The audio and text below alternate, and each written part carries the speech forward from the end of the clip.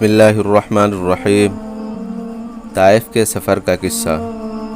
نبوت مل جانے کے بعد نبی اکرم صلی اللہ علیہ وسلم مکہ مکرمہ میں تبلیغ فرماتے رہے اور قوم کی ہدایت اور اصلاح کی کوشش فرماتے رہے، لیکن تھوڑی سی جماعت کے سوا جو مسلمان ہو گئے تھے اور تھوڑے سے ایسے لوگوں کے علاوہ جو باوجود مسلمان نہ ہونے کے آپ کی مدد کرتے تھے، اکثر کفار مکہ آپ کو اور آپ کے صحابہ کو ہر طرح کی تکلیف پہنچاتے تھے، مذاق اڑاتے تھے اور جو ہو سکتا تھا اس سے درگزر نہ کرتے تھے۔ حضور صلی اللہ علیہ وسلم کے چچا بھی انہی نیک دل لوگوں میں تھے جو باوجود مسلمان نہ ہونے کے حضور صلی اللہ علیہ وسلم کی ہر قسم کی مدد فرماتے تھے۔ 10ویں سال میں جب ابو طالب کا انتقال ہو گیا تو کافروں کو اور بھی ہر طرح کھلے مہار اسلام سے روکنے اور مسلمانوں کو تکلیف پہنچانے کا موقع ملا۔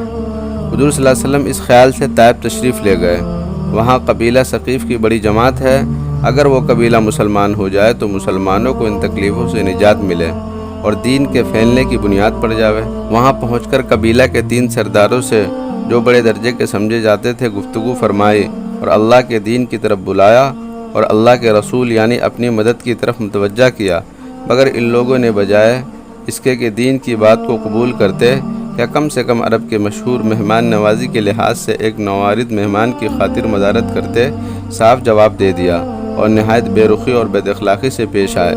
ان لوگوں نے یہ بھی گوارہ نہ کیا کہ آپ یہاں قیام فرما لیں۔ جن لوگوں کو سردار سمجھ کر بات کی تھی وہ شریف ہوں گے اور مہذب گفتگو کریں گے۔ ان میں سے ایک شخص بولا، اوہو، آپ ہی کو اللہ نے نبی بنا کر بھیجا ہے۔ دوسرا بولا، اللہ کو تمہارے سوا کوئی اور ملتا ہی نہیں تھا جس کو رسول بنا کر بھیجتے۔ تیسرے نے کہا، میں تجھ سے بات کرنا نہیں چاہتا، اس لیے اگر تو واقع نبی ہے جیسا دعویٰ ہے تو تیری بات سے انکار کر دینا مصیبت سے خالی نہیں، اور اگر جھوٹ ہے تو میں ایسے شخص سے بات کرنا نہیں چاہتا۔ اس کے بعد ان لوگوں سے نا امید ہو کر حضور صلی اللہ علیہ وسلم نے اور لوگوں سے بات کرنے کا ارادہ فرمایا۔ آپ تو ہمت اور استقلال کے پہاڑ تھے، مگر کسی نے قبول نہیں کیا، بلکہ بجائے قبول کرنے کے حضور صلی اللہ علیہ وسلم سے کہا، ہمارے شہر سے فوراً نکل جاؤ اور جہاں تمہاری چاہت کی جگہ ہو وہاں چلے جاؤ۔ حضور صلی اللہ علیہ وسلم جب ان سے بالکل مایوس ہو کر واپس ہونے لگے تو ان لوگوں نے شہر کے لڑکیوں کو پیچھے لگا دیا، آپ کا مذاق اڑائے، تالیاں پیٹے، پتھر مارے، حتیٰ کہ آپ کے دونوں جوتے خون جاری ہونے سے رنگین ہو گئے۔ حضور صلی اللہ علیہ وسلم اسی حالت میں واپس ہوئے۔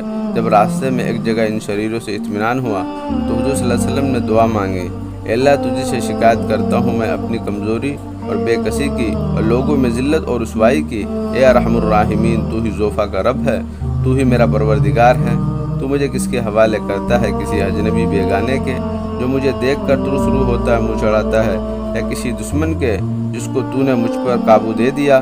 اے اللہ، اگر تو مجھ سے ناراض نہیں تو مجھے کسی کی بھی پرواہ نہیں، تیری حفاظت مجھے کافی ہے۔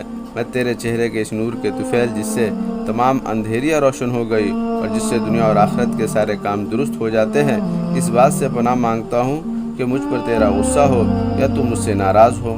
تیری ناراضگی کا اس وقت تک دور کرنا ضروری ہے جب تک تو راضی نہ ہو، نہ تیرے سوا کوئی طاقت ہے نہ قوت۔ مالک الملک کی شان قہاری کو اس پر جوش آنا ہی تھا کہ جبریل علیہ السلام نے آ کر سلام کیا اور عرض کیا، اللہ تعالیٰ نے آپ کی قوم کی وہ گفتگو جو آپ سے ہوئی سنی اور ان جوابات سنے، اور ایک فرشتہ جس کو متعلق پہاڑوں کی خدمت ہے آپ کے پاس بھیجا ہے، آپ جو چاہے اس کو حکم دے۔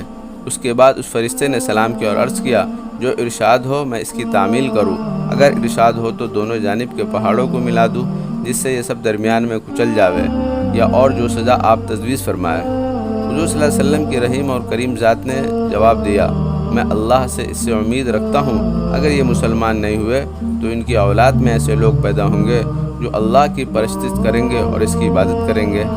یہ ہے اخلاق اس کریم ذات کی جس کے ہم لوگ نام لیوا ہے۔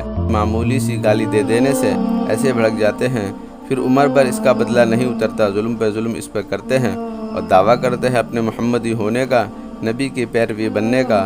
نبی اکرم صلی اللہ علیہ وسلم اتنی سخت تکلیف اور مشقت اٹھانے کے باوجود نہ بد دعا فرماتے ہیں نہ کوئی بدلہ لیتے ہیں۔